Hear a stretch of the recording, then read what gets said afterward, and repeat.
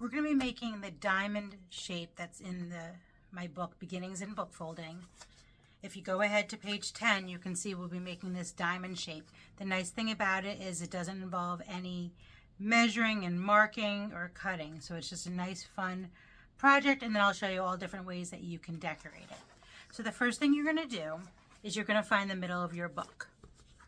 So my book is 161 pages, so I will be starting on page 80.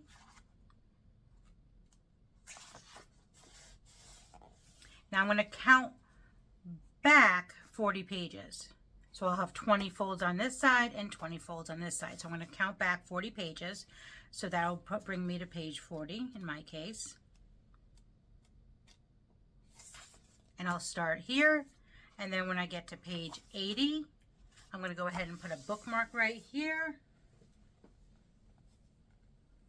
Put that right there to hold that into place. And then we'll go in the other direction.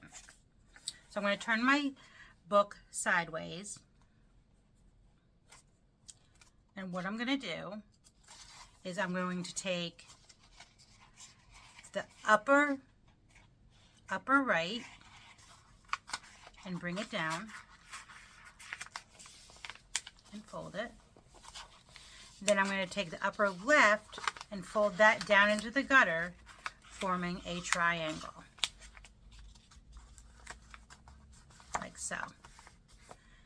If you have a bone folder, it really helps to make the creases nice and sharp. Again, not necessary. You can use your fingernail, you can use the back of a spoon, a credit card, whatever you have.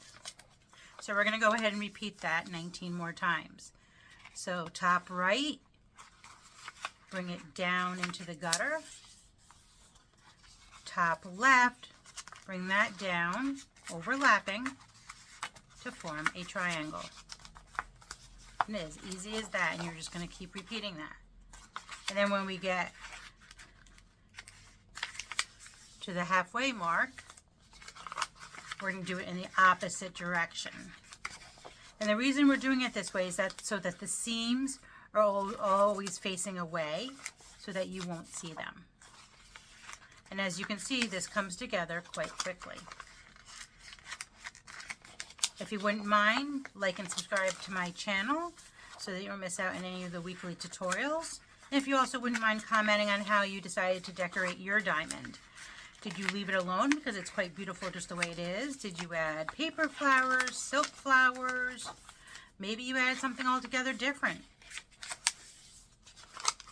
And the nice thing about this also is that you can do variations.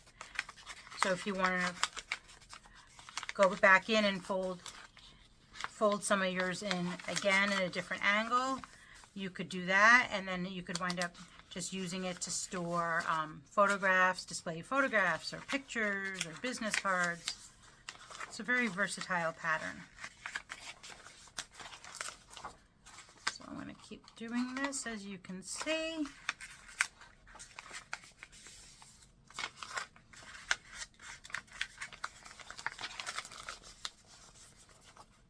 So I'm going to keep doing this half of the book, so 20 folds, and then we'll meet back, and then I'll show you how we do the same thing but in reverse. So hold it on tight.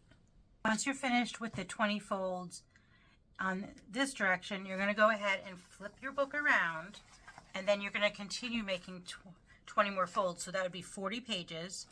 So I'm going to go ahead and go to page 120 and know that I'll be stopping there. And I'm going to go ahead and put a bookmark in there. And that's my stopping spot. So if you notice, these seams all face away.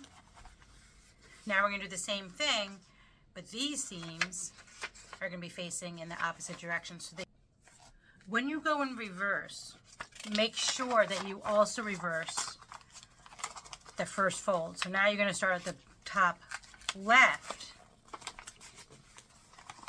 instead. So you're just doing the opposite. Start top left, bring it down into the gutter, and then top right, bring it down into the gutter. That's important to remember, that you're just going to reverse everything. So I'll keep going, and then we'll meet back,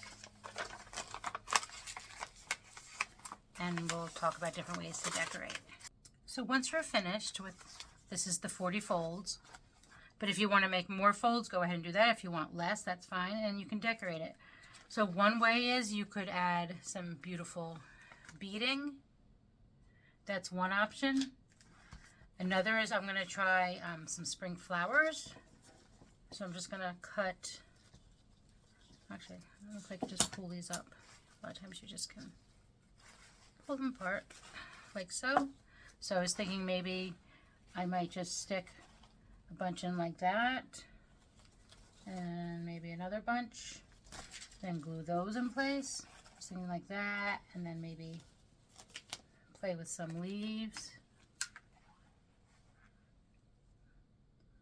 like so. So you could use silk flowers, the paper flowers. If you look at my other YouTube videos, there's lots of paper flower options. Beads are always good. Pine cones and acorns are fun.